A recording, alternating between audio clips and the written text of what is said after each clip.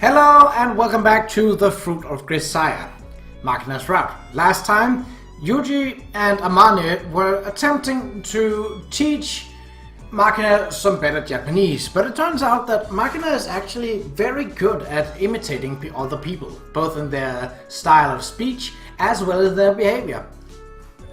Given that experience, Yuuji thought that the best idea for Makina to become more normal and to prepare her for a life outside of the school was to actually give her let her be influenced by regular people in a regular life. And thus, the idea for Makina to get a part-time job was sprung. Makina is to work part-time in the local bakery because she loves sweets. And maybe baking herself wouldn't be a bad skill to have. So let's continue.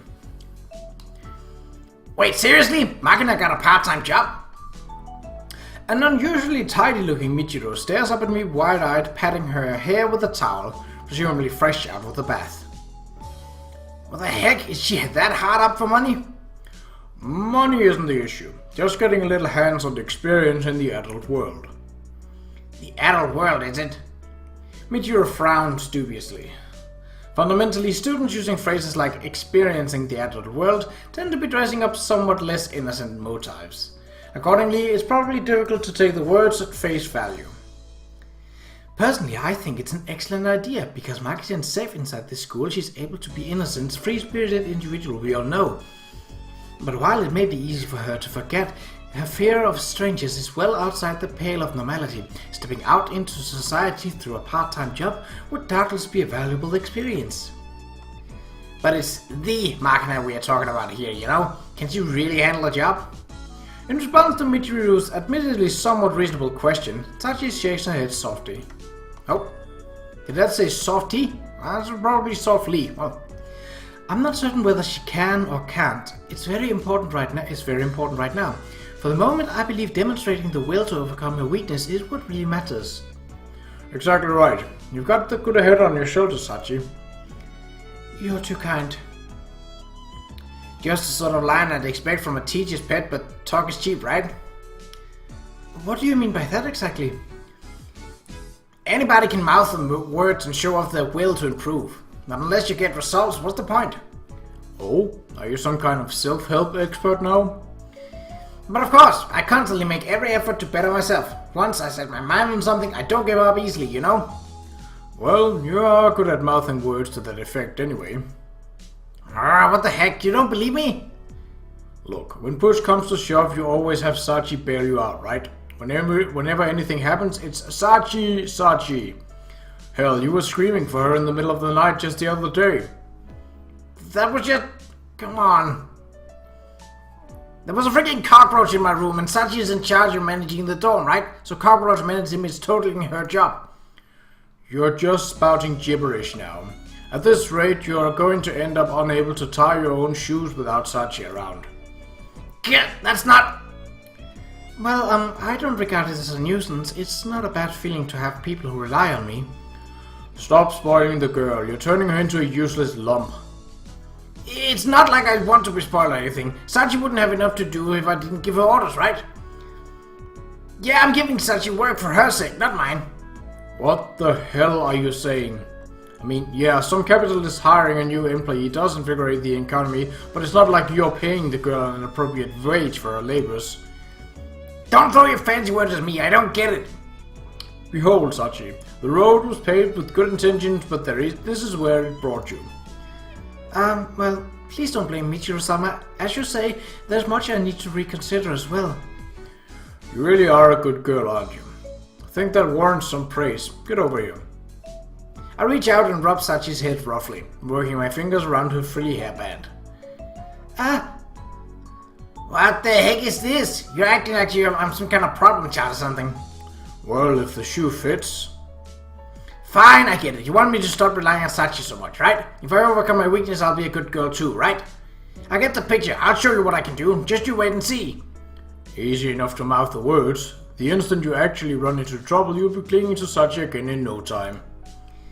That's not true. Okay, Sachi, listen up. Next time I try to run away from something I hate, don't you dare let me. No more spoiling. Are you quite certain? So soon, understood? Repeat your orders. Yes, I, Kumina Sachi, will solemnly swear not to spoil Michiru-sama. There we are, well done. Okay then, my throat's dry from shouting. Go fetch me something to drink. Yes, right away. You people just don't get it, do you? Huh? Get what? No, just forget it. Michiru needs Sachi and Sachi needs Michiru. At least that's the sense I get when I watch the two of them like this. This relationship seems to have found its own delicate balance. Trying to crudely rearrange it this late in the game would be unreasonable. But when you look at it that way, maybe sending Makina out into the working world was a little hastier of me after all. Well, it sure seems crazy reckless to me, but it's not like she can just stay locked up inside the school forever, right?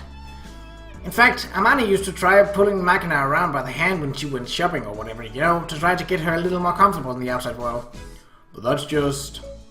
Yeah, that's just gonna turn her into someone who won't go outside unless someone pulls her there, right? Amane thought the same thing. Racked her brains trying to figure out something else she could do. So yeah, I'm pretty nervous about this whole part-time job idea, but sometimes the risk-free approach just doesn't cut it, you know? Oh, so even you can make a coherent point every once in a while? Do you think I'm a total idiot or what? What, you're not? Okay, maybe I can't deny it too strongly, but just for future references, the way you say stuff like that right to people's face is not going to win you many friends. I do apologize for the wait, Michiru-sama. Our conversation is interrupted by a prompt beverage delivery. Smiling brightly, Sachi places a glass containing cloudy liquid and ice on the table in front of Michiru with a solid thunk. Michiru favors her servant with a lordly nod and magnanimous well done, then immediately reaches out for the tumbler. Well anyway, pursuing personal growth is certainly a splendid thing, but I'd appreciate it if you could avoid making nuisances of yourselves. Even as she speaks, Michiru brings the drink Sachi provided to her lips, then gulps down in a mighty swig.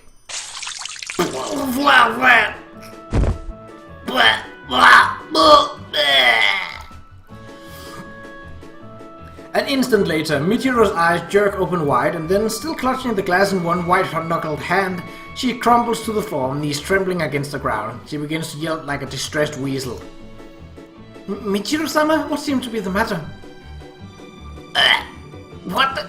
Sachi, what is this? What, you ask? It's 100% purity powderized citric acid diluted into freshly squeezed lemon juice. What of it? Excuse me? You know I can't deal with sour stuff, right? Did you do this on purpose? Indeed, I thought I might encourage you to overcome one of your weaknesses, thereby enriching your life. If people could get rich by drinking sour stuff, we'd have world peace in 5 minutes flat. I do apologize, but I don't have the slightest idea what you're trying to say. Why not? Rather than continuing this incomprehensible prattle, kindly finish your drink. Eat? And where exactly do you think you're going, Michiru-sama? Wow, she's fast. No!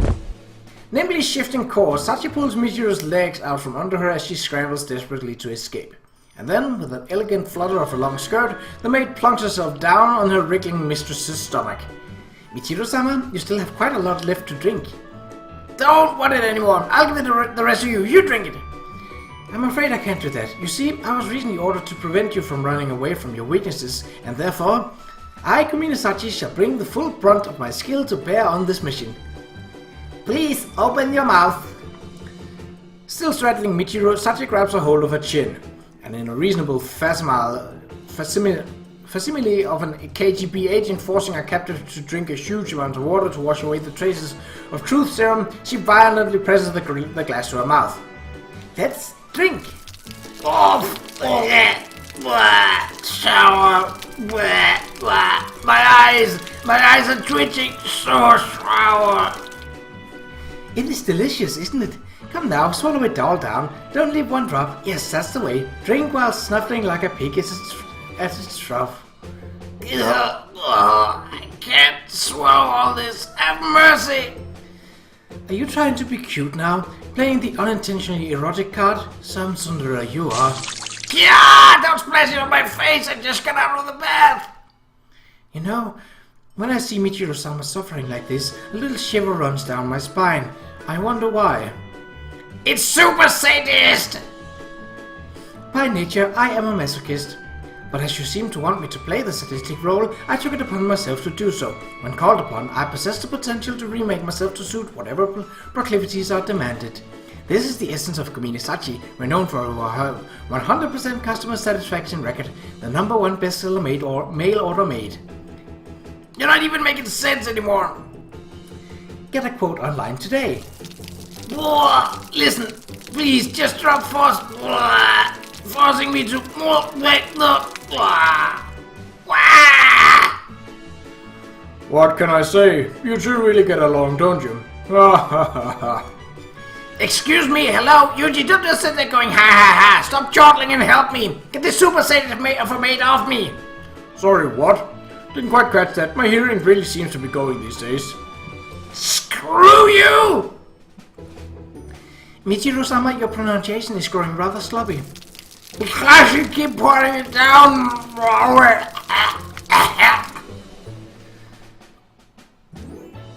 I was wondering what all that racket was about. What on earth are you people doing? Kabuho! Yumiko! Help me!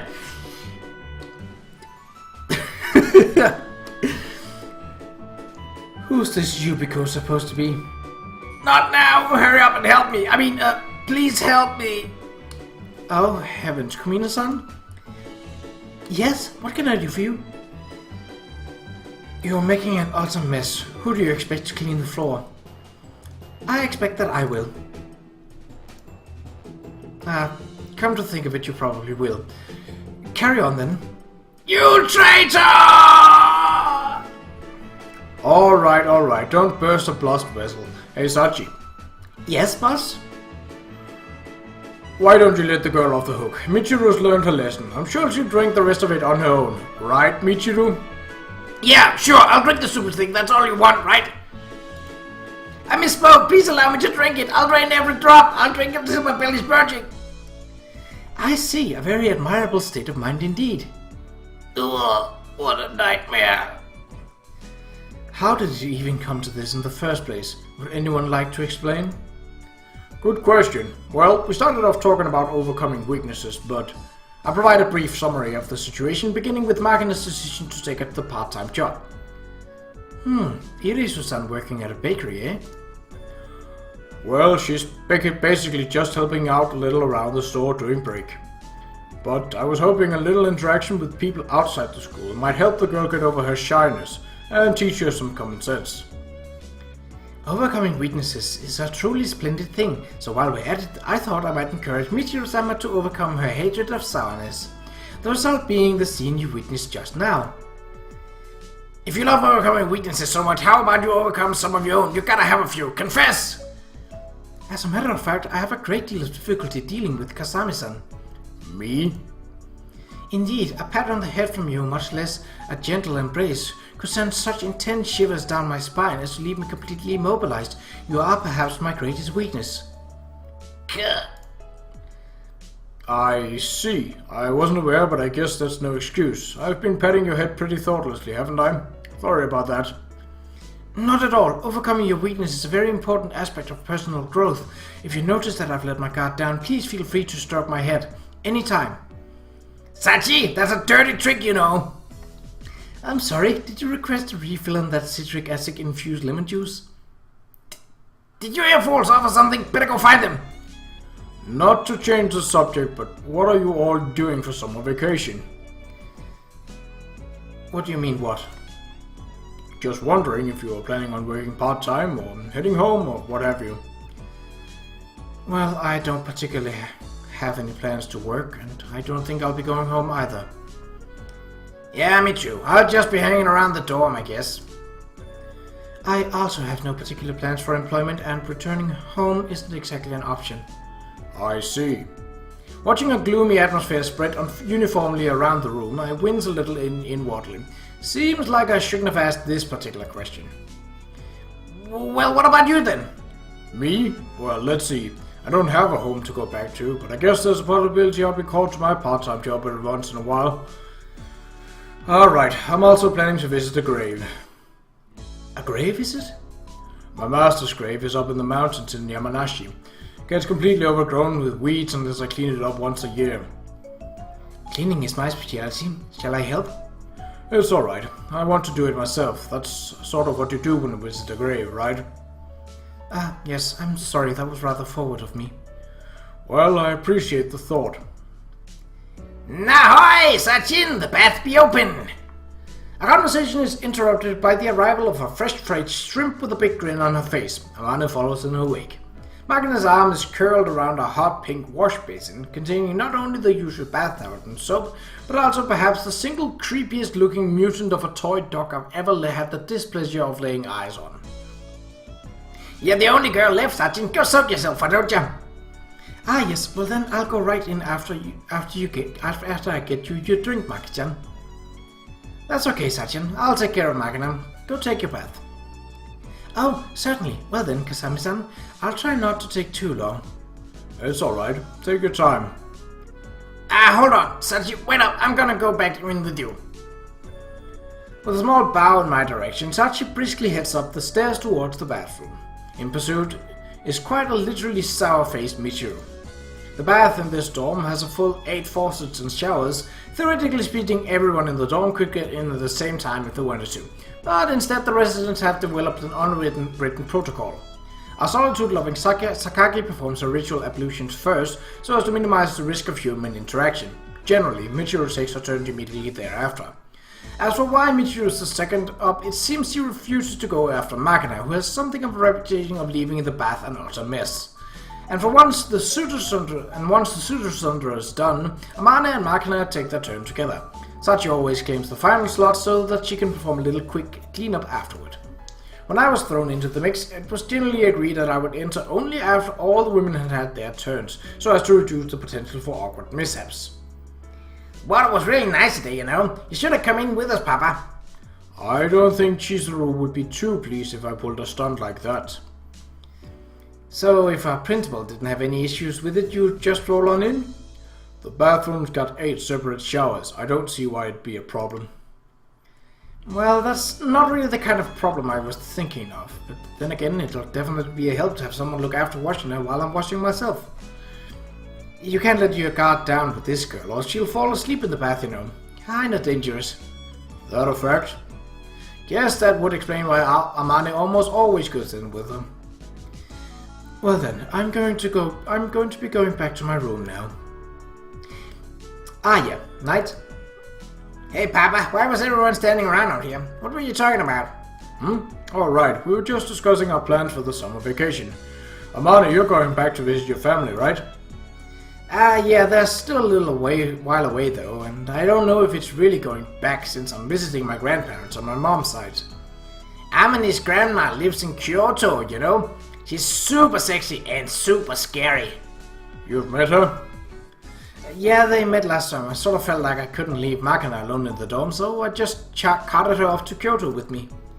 She was wearing this crazy expensive looking kimono, you know, puffing away out of one of them long pipes. It was like she's really running the restaurant here. Looked more like one of them madams, if you know what I mean. Excuse me, what do you think my grandma is exactly? A weird person, I guess? The woman's strange enough to be called weird by Makina. We must be talking about some pretty damn peculiar individual here. She's not weird. But at our very first meeting, she suddenly hit me with a giant setup line, you know? A setup line? Well, okay, it's just... When I opened the door and yelled, hello, Grandma came out to greet us, but... We're standing there in the doorway and the lady comes up to me instead, and Amane goes, well, hello there, dear. Sure, came a long way. And then, she grabs Makina's cheeks and goes, Lord Almighty, hasn't been that long since I saw you, but you sure have shrunk. Guess it was a hot summer this year. I'm not a pickled daikon radish you left hanging out on the porch, damn it. I'm not gonna shrink. Is the woman senile? Sounds like quite the entertaining grandmother. Want to come along again this year, Makina? We can put on our yukata and go to the festivals and everything. Ooh, sounds good. Wonder if I can still squeeze into the one you guys got me last year. I think it'll be fine. We haven't grown an inch after all. A yukata, eh? Come to think of it, I guess that'd be a pretty good look for a stumpy little barrel like Makina. Are you trying to compliment me here? On the other hand, Amane, Would a yukata really work out so well with this distinctly un-Japanese figure? Why are you staring at me like that exactly? Well, Amane, my friend, a word of advice from me to you. When wearing a yukata, try not to saunter around the street with a bottle of lotion in one hand. Thanks, because I was totally planning to. Incidentally, I can pretty much tell what you were thinking right now, you jerk. Anyway, if you have that word, maybe you should come along this year too, No, I'll pass. You don't have to hold back, you know. We've got more than enough rooms, and it's a restaurant, so there's no worries about food either. You should totally come if you don't have anything else planned. Thing is, I'm on call at my part-time job. I don't know when they'll want me, and I'll need a fairly good reason to leave the prefecture. That's paperwork I need to fill out and everything. Oh, really? That's too bad. I'll enjoy myself in my own way. Don't worry about it. Sorry. I have nothing to apologize for. Thanks for inviting me. In the first place, if I did tag along to meet the grandmother of hers, I'm not quite sure how I could respond to having my cheeks firmly pinched. Let alone the Lord Almighty, hasn't it been that long since I saw you, but you sure turned into a man. Guess it was a long rainy season this year. Gags she might as well hit me with. And even if the company were to give me permission to leave the prefecture, there's a good chance I'd still be summoned when necessary. Worst case scenario, they might end up landing a helicopter in the old lady's lawn. Fundamentally speaking, enjoying a vacation like anyone else is a privilege not extended to those of us who live with a chain locked firmly around our necks. Even so, my summer begins normally enough.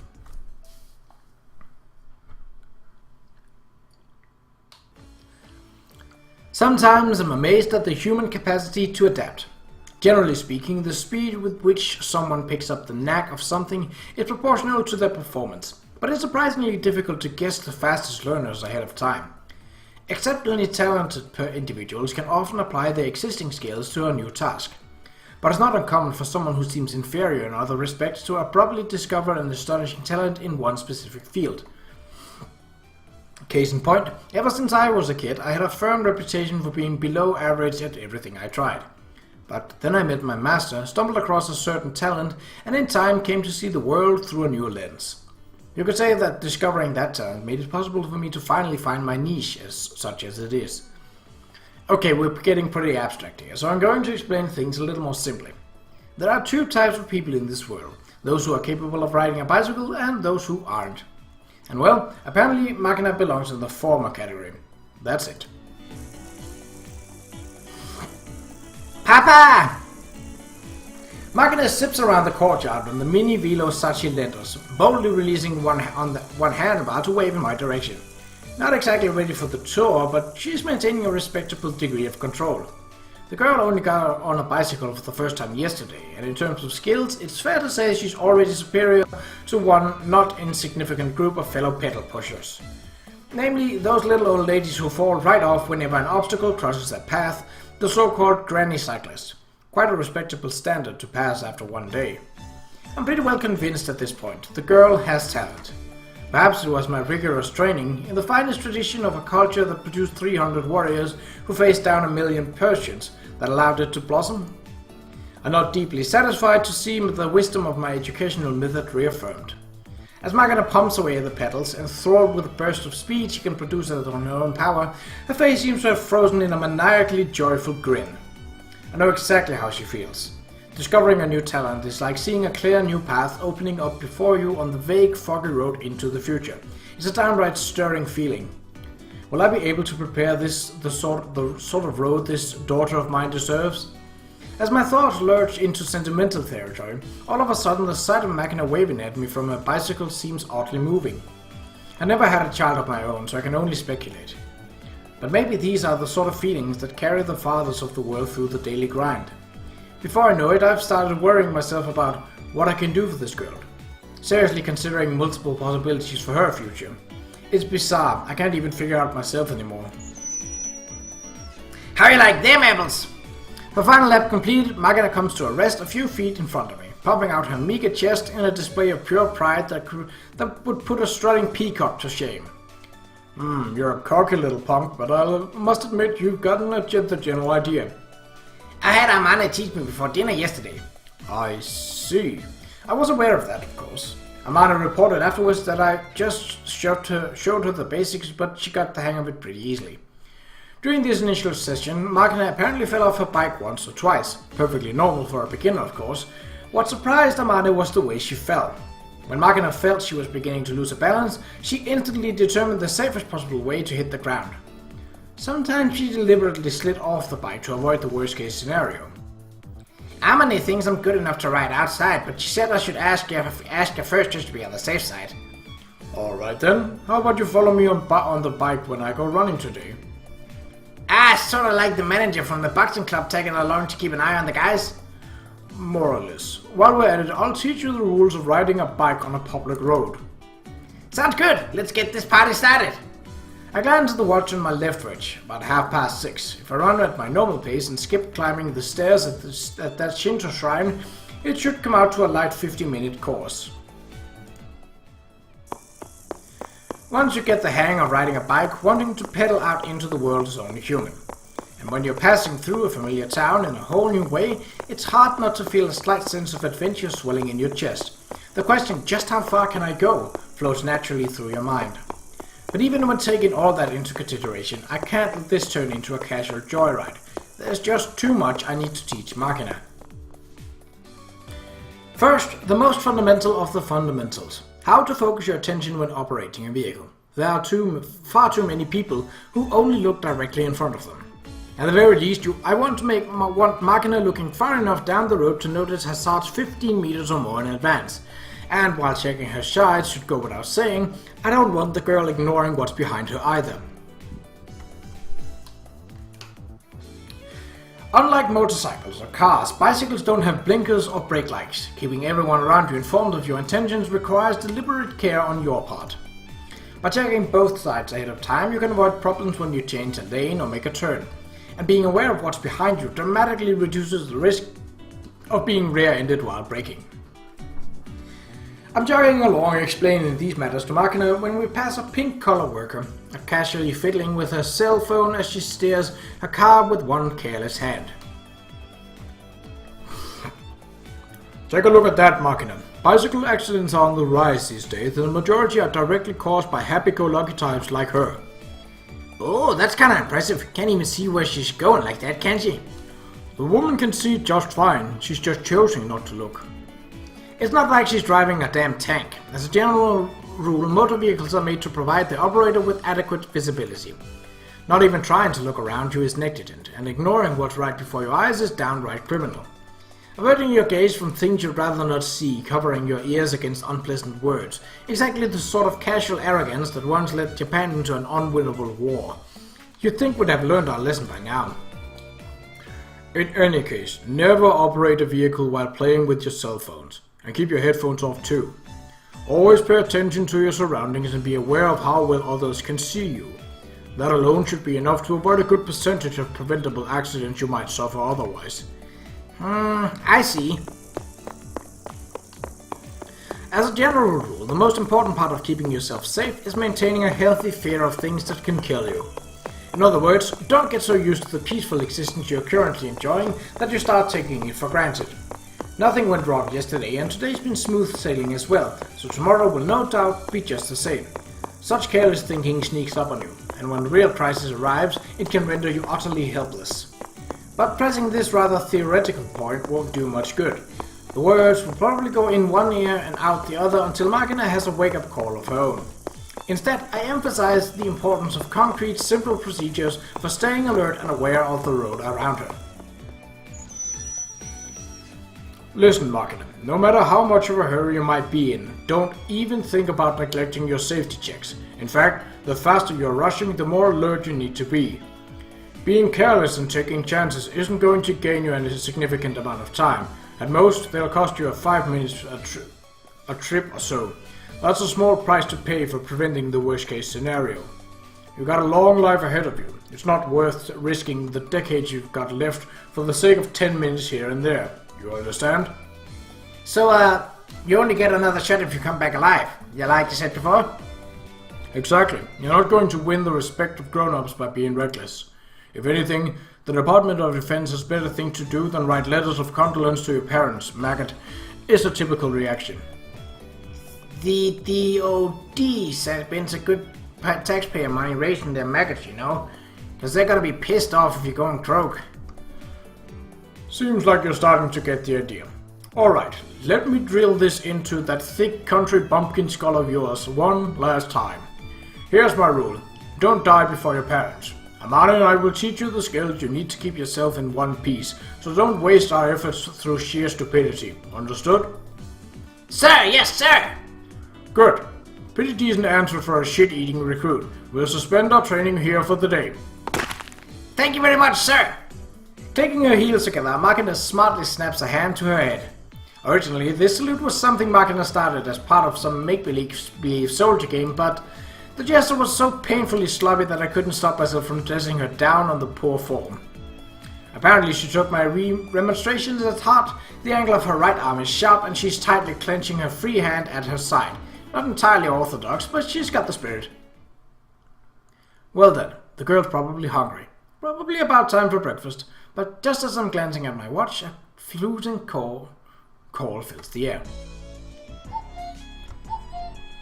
Oh! Kind of a nice bird song out of nowhere.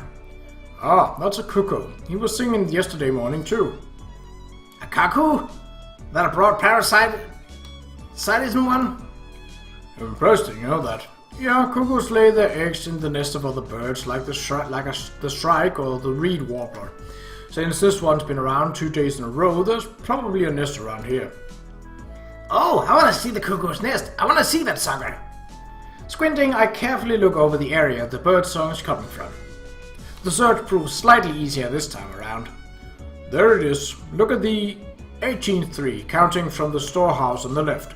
It's up in the branches. Can you see it? Huh? Where? I can't see a freaking thing. Don't get too close to it or it'll fly off. There, see? In the branches of that tree on the left. Why can't you see it? The bird's huge. Huh? Wait, is it that little black thing there? Closer to grey than black, I'd say. Orange eyes and feet, though. Can you really see all that, Papa? I can just sort of make out a blackish thing over there. Well, I've got a pretty good long-distance vision thanks to my job. Alright, wait here. I'll bring you something nice. Something nice?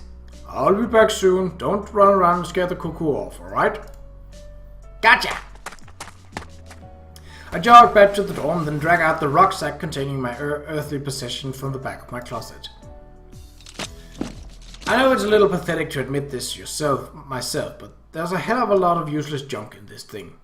The container I finally retrieved from the very bottom of the bag just looks like a tackle box at a glance, but instead of lures, it's packed full of old tools I no longer actively use in the field.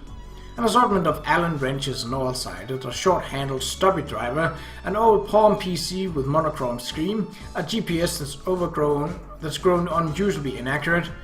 Sifting through it all, I finally spot a small black case. There it is. I retrieve the case, open 2 sliding clasps holding it closed, and flip open the lid. In the middle of a cushioning bed of foam, there's a long tube glazed to a dull, non-reflective black.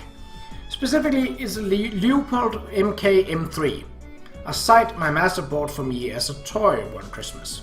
I'm equipped with nice optics these days, so I haven't used the thing in years, but never got around to throwing it out either. I remove the lens cap, try peering inside. The wire reticle doesn't seem to have been jolted off-center. Sliding it back into the case, I take the whole package under my arm and head back up to the courtyard, where Makina is waiting. Sorry for the wait. The cuckoo is still singing? I think he's still there, but what do you wander off to, Papa? Just went to get this from my room. Huh? What's that? Well, a little telescope, basically. I deftly snapped open the case and retrieved the scope, removed the lens cap and placed the long, cool tube in Makina's hand. The thing's made of metal and glass, so it's pretty heavy. Don't drop it, alright? Ooh, I've totally seen this sort of thing on TV before. It's one of them things snipers use, right? Why do you have something like this lying around, Papa? I'm an amateur bird watcher. Forget that, just take a look already. You betcha! Yuuji isn't a good liar, is he? Just as instructed, Makina presses a black tube to her right eye with both hands, but... What's the deal? I can't see a frickin' thing. You got your eye too close to the lens. Let me see it for a second. After retrieving the scope from Makina, I attach a rubber eye cup to the appropriate end of the tube. While I'm at it, I also twist the zoom ring, decreasing the magnification somewhat. How's this? Oh, I can see, I can totally see. Ha, now where's that cuckoo at? Try using your left eye to look for his general position while your right looks through the scope. Where's the sucker at? Oh, there, I found it. It looks like a big old pigeon or something. Amazing, I can even see his little black beak. Try turning the dial on the back of the tube. You can change the magnification so he'll look even bigger. Whoa, amazing, it's a cuckoo. Papa, a cuckoo in the flesh. I've never seen one this big and taking pictures. Jeez. Makina, what happened to your language? Come on, this is totally awesome, Papa. Whoa, the cuckoo looking over here. He's looking at me. The bird's getting nervous because you're making so much noise. The cuckoo ain't singing, is he? If I keep quiet, will he sing? Well, as long as we stay this far away, I think he'll start again sooner or later. My excitement ain't quite cooled yet, but I suppose I shall endeavor to appreciate the cuckoo in silence for the moment. Yeah, you do that. Observing things you don't normally get the chance to see is definitely enjoyable. I've always liked watching birds as well. When I was living alone with my master in the mountains, we'd see turtle doves and bulbuls every day. And even after I started my current job, I usually get the chance to watch birds during long standby periods in the field. Then again, there was that one time I had to spend 2 weeks on standby on an uninhabited southern island. It was a small, windswept piece of stone barren of trees and devoid of birds. After finishing all the books I brought with me, I didn't have a thing to do other than sit on the rocks by the shore and watch the tropical fish below. At first I thought a complete solitary job would suit an introvert like me just fine, but I still remember the painful stab of depression I felt after realizing I hadn't spoken a single word in over a week. Solitude and boredom are pretty difficult things for human beings to endure, I guess, especially in combination. Hey, Papa? What? Is the cuckoo a bad bird? What makes you ask? I mean, being a brood parasite means pushing out the eggs that were originally in the nest, you know? And then the daddy bird and mommy bird work their butts off feeding the cuckoo chick even though it's not their real kid. Why? Well, probably because they don't realize it's not their child. Or even if they're vaguely aware, when the thing opens its mouth and goes cheep cheep, they just can't help feeding it. That's kinda unfair, ain't it? Unfair might be one way to put it, yeah, but that's just their strategy as a species. If the cuckoos played fair, they wouldn't be here today. Might as well just go extinct if you can't survive without being a nuisance to others. What's so good about keeping yourself going if you have to go that far to do it? Tricky question. Yes, they gain as a species by causing others harm, but that's not exactly rare in nature. And there are cases where the other birds notices the switch and rejects the newly hatched cuckoo. It's not like they can be sure everything will go smoothly. The cuckoo strategy has its own risk. So, when a chick manages to find herself some good foster parents, it should accept its good fortune happily. Rest assured. Even if I'm a warbler and you're a cuckoo, I'll take good care of you until the day you can leave the nest with confidence. I'm sorry, Papa. Don't be. The cuckoo may be a parasite, but our relationship is symbiotic. Your presence doesn't cause me any harm. Hell, sometimes it's beneficial. Like what? Again with the tricky questions. There's a number of advantages to having you around, but I doubt you'd really understand even if I tried to explain. If I had to try and wrap it up in one phrase anyway, I find you cute, I suppose. I might just be acting cutesy, you know? Please don't tell me you've been mangling the Japanese language all this time out of misguided attempt to be cutesy. You're badly overrating your talent as an actress. Right. Saying that, and nothing more, Makina silently continues peering through the scope. It's pretty clear that the girl started comparing the cuckoo's evolutionary strategy to her own way of life, and concluding that asking me to become her father might have been unfair on her part. But in the first place, Makina entrusted me with a full 70 million yen in compensation for this job. Doesn't exactly qualify as a parasitic relationship. That said, I completely understand the anxiety Makina's feeling right now. I myself went through something very similar after my master adopted me. I asked her many times why she bothered to take in a worthless and incompetent brat like me, and every time my master gave me the same answer. You need to get over this idea that you can't do anything, kid. It's a self-fulfilling prophecy. The way you look at things makes a hell of a lot more difference than you realize. Listen up. From now on, tell yourself this instead. I can't do everything well, but there's nothing I can't do at all. Got that? And in the end, it didn't prove that difficult to find something I wasn't so useless at. Well, something that gave me a kind of worth. If I hadn't met my master, I probably would have gone my whole life without discovering that. I still hate that stupid bird after all, you know, Papa?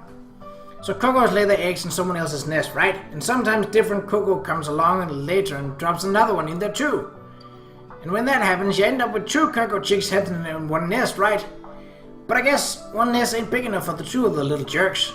They start trying to push each other out onto the ground. What kind of nasty bird is that, huh? Well, nature is fundamentally cruel. Shut up, you! Don't give me that cuckoo crap, punk! Weren't you waiting for it to sing? Just looking at his smug little face getting me more and more pissed off. Hey, you're the big cuckoo expert, right? Know if they make good eating? You can make almost any meat reasonably edible with enough curry to flavor it, but can't say I've ever experimented with cuckoos. I'm not much of a carnivore in the first place, you know. The bird does sort of resemble a pigeon. Could sort of picture someone in France or China stuffing the cheese into its stomach and then cooking it in an oven, but while I'll admit that I'm not exactly knowledgeable in culinary affairs, I haven't heard of any cuckoo-eating customs in this country.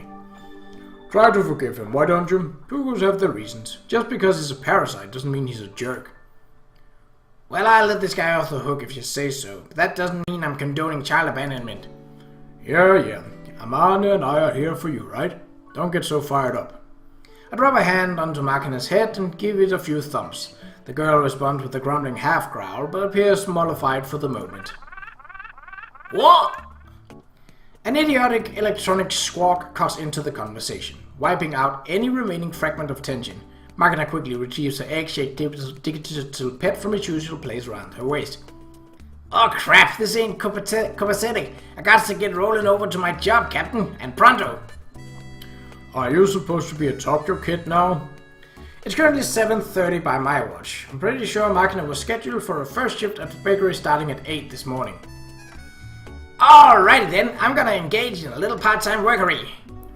Very well. Obey your orders faithfully and uphold the honor of your shop. Devote your days to the pursuit of baking excellence. Hooah! Hold on, you. Get off that bike. I don't remember giving you MOS yet. What? Don't give me that. It's too early for you to be riding on the street alone. For today, head to your destination on foot while imagining yourself following the same route on bicycle. Stay alert and practice maintaining situational awareness. Understood? Sounds kinda stupid, to be honest. What kind of attitude is that? Approach your drills as if they were real combat. Also, you don't casually wander off with my scope in your hand. You caught on, huh? Is this how it went with Amane's boots too? You're hopeless. I don't mind letting you have the thing if you like it, but you're not going to need it at the bakery. Leave it behind. Okay, I'll be going then. Indeed. Do us proud out there. After entrusting me with a mini velo and her new scope, Makina dashes off toward the front gate, imitating the ting-ting of a bicycle bell with her mouth. Looks like she managed to get herself into the scenario. And so I sent Makina off in what I felt was suitably a vigorous and encouraging manner. However, this opinion was not universally shared. What? You made her go already? All by herself? I should probably go without saying at this point, the objector was Sue Amane.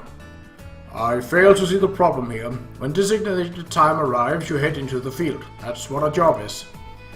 Watching as I dig into my breakfast of cold pasta with tomato and basil sauce, Amane contorts her face with an exaggerated display of sadness. Poor Makina is sent off to work without even eating her breakfast. The girl must be starving. Well, we stopped by a convenience store on the road this morning and she gobbled down a bacon and egg sandwich with a bottle of milk. I doubt she's starving. Excuse me, you let Makina snack yet again? I mean, the girl said she was hungry, so hungry she couldn't move. So soft, what the heck? You're ridiculously soft. You have ridiculously soft touch. If you give her everything she wants every time she asks, the girl's gonna end up turning into a perfect circle. So you say, Amane, but it's not like you want to see her groaning with hunger yourself. Well, yeah. When the girl says she's starving, I can't help giving her a little something. But I'm counting every calorie. I'm making sure not to fatten the girl up. Yeah, my bad. That's why I'm heroically eating her share of the breakfast you made, see? You do realize that's not much of an excuse, right? Now that you mention it. Matter of the fact, eating outside often makes me realize just how good the stuff Amane makes really is. The pasta I'm working on right now is pretty simple stuff, but I have to admit it's delicious. You really can make anything taste good, Amane. You're not gonna pull the wool over my eyes with a little flattery, mister. It might not be worth much coming from a man with notoriously dull taste buds, but I was being completely sincere. Alright, you win. Just tell me exactly what you let Makina eat this morning, will you? Like I said, an egg sandwich, a bagel, and a bottle of milk. What kind of bagel? That ham and cheese one? Good guess. Makina loves her ham and cheese. They're right up there with tough bread for her. How about the egg sandwich? Just the usual triangular kind? That's right. The milk was 200 milliliter bottle. Don't remember the brand, but there was something about packed full of calcium on the label. Fortified milk, huh? 200 millimeters of that would be about 120 kilocalories. The bagel about 200 and the egg sandwich maybe about 300, so... 620 calories for breakfast? That egg sandwich is huge. It should be fine. She was on the bicycle for a good hour burning that off. Well, yeah. Also, she tends to have a bigger appetite in the morning anyway. Just have to make sure I compensate by giving her a slightly smaller dinner. I think about 200 calories less should do it. You're seriously diligent. I'm already counting my own calories, so it's not really much extra effort to do hers at the same time. And if the girl gets too chubby, she won't be able to wear cute clothes. Can't have that, right? Incidentally, the meals I make for you come to slightly under 2,200 kilocalories a day. What? You're planning to cut out my diet? Planning out my diet as well? I mean, looking at your normal meals, I'm guessing you're barely getting 1,500 a day. Otherwise, you're gonna end up nothing but skin and bones eating like that. Wait, is this why you're constantly feeding me pumpkin? Don't underestimate pumpkins, punk. Pumpkins are concentrated lumps of pure nourishment, the undisputed health food among the all health food. As long as you got pumpkins, you can keep fighting for 10 years straight. It's good stuff. Are pumpkins really that amazing? This figure of mine is made possible by a pumpkin-heavy diet, you know. All those vitamins keep my skin silk smooth. The beta-carotene soaks up that nasty reactive oxygen. It gets your metabolism going, burning off those calories faster. And above all else, it's crazy rich in dietary fiber. You sound like a fresh recruit to some pumpkin-themed cult. But they do taste good, so whatever. I know, right? Therefore, today's lunch would be a nice chilled pumpkin soup with... Susan, do you have a moment? What's up? I looked into that matter you asked me about. Have you decided what you're going to do? Want me to buy it over the internet? How are the prices?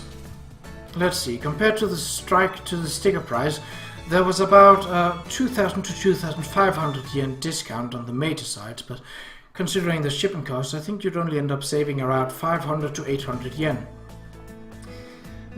Don't know if that's really worth it. What are you people talking about? Alright, listening to Makina talk, I kind of got hankering to make some bread myself, so I thought I'd buy a machine. Asked Sakage-san to see what prices were online. They tend to announce a lot of new models before bonus season, so the prices are fairly low for the older machines they're trying to clear out. If you want to buy one, I think this would be a good time. So, how much of a difference is there in price and quality between the new and old models?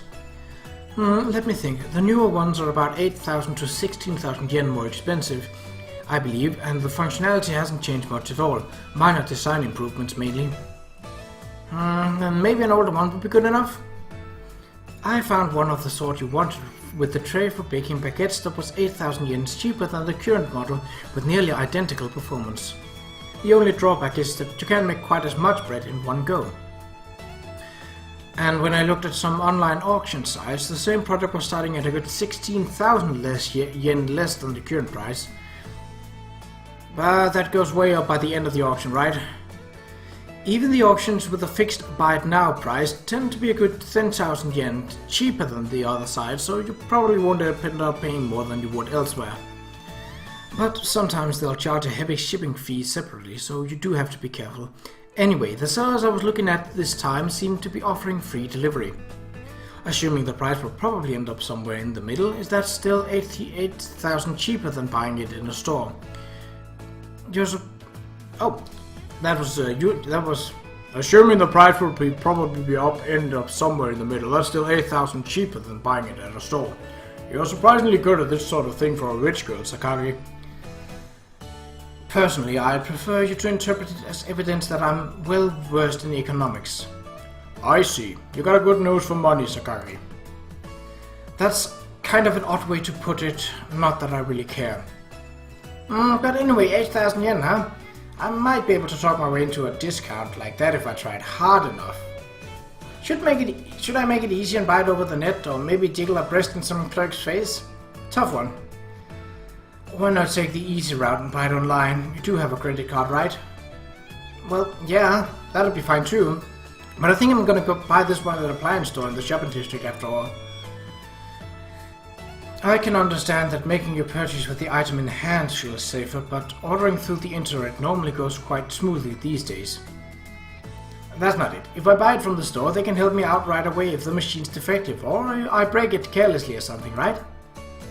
Even if it's a little more expensive to get it over the counter, it's sort of like you're buying that kind of convenient service, I guess. Also, I haggled down the price of this steam oven I bought before promising to come back the next time I needed something. I feel a little bad ordering online after that. So yeah, I'm gonna go to this store for this one. Sorry for wasting your time, Sakagi-san. I don't particularly care where you buy it, and it didn't require much in the way of effort. Please don't worry about it. But anyway, it sounds like online shopping has come a long way. The world's getting a lot more convenient these days. We're firmly in the internet age now. Things are certainly more convenient, but communicating through a screen comes with its own set of problems. And the online world is a rather transitory and unpredictable place, so becoming too dependent on it can often come back to bite you. They say that inconvenience is the mother of ingenuity, but I guess that's no reason to avoid the convenient option when it's already there. By the way, can you get anything you want off these online shopping sites? I'm not sure if I'd say anything you want, but you can purchase most legal commercial goods, and even slightly dubious items are often a possibility depending on your requirements. I see. What kind of question is that, Yuuji? You're not planning to buy something weird, are you? No. I was thinking I'd buy Makina a little toy, but it's not exactly urgent. I was more a little curious. That girl's got more than enough toys already. Try not to buy her random crap too casually, alright? If my room gets more packed with junk than it already is, I won't have a place to sleep. Duly noted. But anyway, I wonder if Makina's doing okay at her job. I believe the owner of the bakery promised to contact you right away if something went wrong, yes? Since he hasn't called, there presumably is no problem. Well, sure, but... Worrying isn't going to change anything at this point. What will be, will be. How can you be so calm over this? Aren't you worried? Not in the least, actually. Why? Come on, the girl can't even talk to people she doesn't know, remember? Yeah, I mentioned that as well, but Makina said she's going to try her best to get over it. Sometimes trying your best isn't good enough, you know. We can cross that bridge when we come to it. Don't worry, I think Makina is going to handle this just fine. I think I'm gonna go crazy if I just sit around waiting. Maybe I'll go sneak a peek later. Try to restrain yourself. Irisu-san may interpret your overprotectiveness as a lack of confidence. You'll end up hurting her pride. Well, I do understand that, but I'm really worried. What if she falls down and starts sleeping in the middle of her shift? I told the owner to knock her awake if that happens, so it shouldn't be a problem. And more importantly, how about you show a little trust in the girl? I'm not entirely sure how we can be expected to trust that girl, but in general, I think I agree with Kazami-kun's approach. Am I just overprotective after all? Way I see it, slightly overprotected is just about right for a mother. The world's got too many parents who can't or won't look out for their kids. Can't hurt to overcompensate a little in the opposite direction. But I think Makina's passivity and fearfulness toward others has been largely the product of her own negative self-image as an incompetent idiot. Over the last few days, I taught the girl quite a few things, and I've tried to point her toward ways she can develop her potential as a human being. I intend to continue doing so from now on. And although I don't think my actions are the sole cause, recently Makina started to show proactive interest in many different things. She seems almost eager to get her hands dirty. Experimentation begins with the willingness to touch, and to explore something new with your hands. Sometimes you might not like the way it feels in your palm, sometimes you'll jerk your hand back in pain. Even so, that pain is a new discovery in its own right, a lesson you can't really understand except through experience. They say infants put everything and anything in their mouths to learn the taste of poison, but Makina has been raised in the equivalent of a sterile clean room. Now she's finally beginning to explore the taste of the world through her own free will. I won't deny that my declaration of complete confidence was largely a bluff, but I don't think I'm raising a kid who can't figure out the difference between a bit of green pepper and a bottle of arsenic. Well, we shall take what happens next in the next episode, and hear how Makina's first day at work went.